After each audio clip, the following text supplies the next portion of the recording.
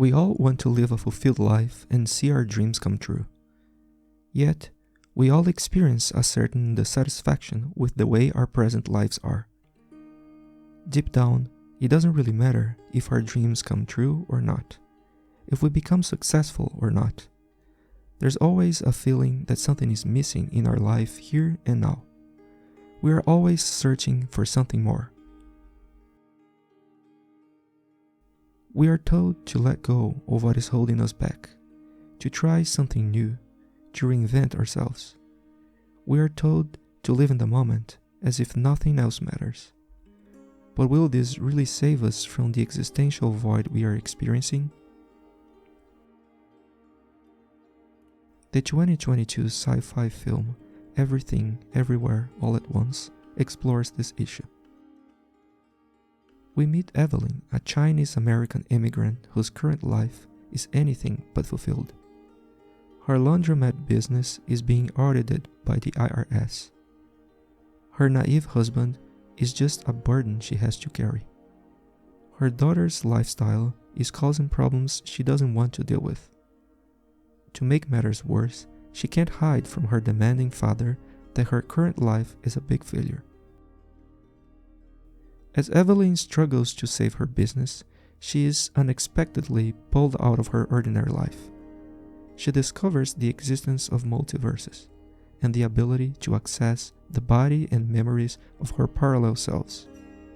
And by doing that, she learns what would have meant to be rich and famous and to live the life of her dreams. This leads her to conclude that her marriage is the real cause of her current unhappiness. Evelyn can let go of her present life and reinvent herself.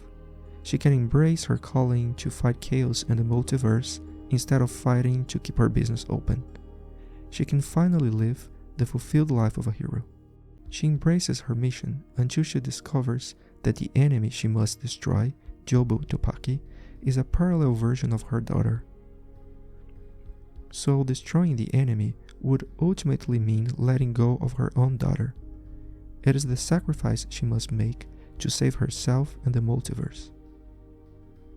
But Evelyn is not willing to let her daughter die. She finds out that Jobu does not want to destroy her or the world. She just wants Evelyn to experience the world as she experiences it, with absolute freedom and no limits. As Evelyn experiences what it is like to be everything, everywhere, all at once, she comes to the same conclusion as Jobu. In the end, nothing matters. There is no right or wrong, no good or bad. Everything passes. Jobu and Evelyn's experience is similar to Dostoevsky's axiom in The Brothers Karamazov. If there is no God, everything is permissible. The truth is that even if we lived many different lives in many different places, enjoying the moment without caring about anything else, we would still feel that something was missing. We would be like little gods, but we would still be trapped in some version of this finite reality. There is nothing in this world, or in any other parallel world like this, that can fill that void. So, if this reality is all there is, the only way out of this existential meaninglessness is to cease to exist. And this is the same conclusion reached by several of the nihilist characters from Dostoevsky's novels. So, is there anything that can really save us from ultimate nothingness, or at least from dissatisfaction with our current lives? Everything, Everywhere, All at Once doesn't give us a final answer to the problem. It doesn't promise us that there is a loving, transcendent, eternal being who can ultimately fill our emptiness. But it certainly points us in the right direction, showing us that we do have the power to transcend nihilism, if only we can transcend our own individualism, get out of ourselves, and focus on those around us.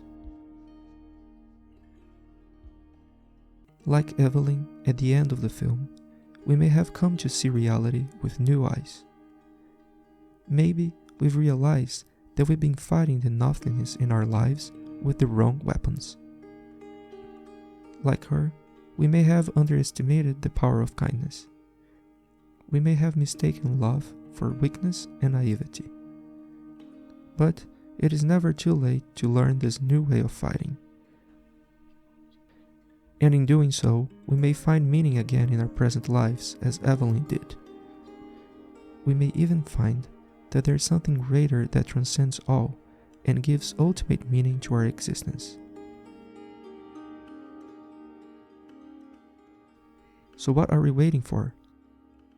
Let's go and be kind.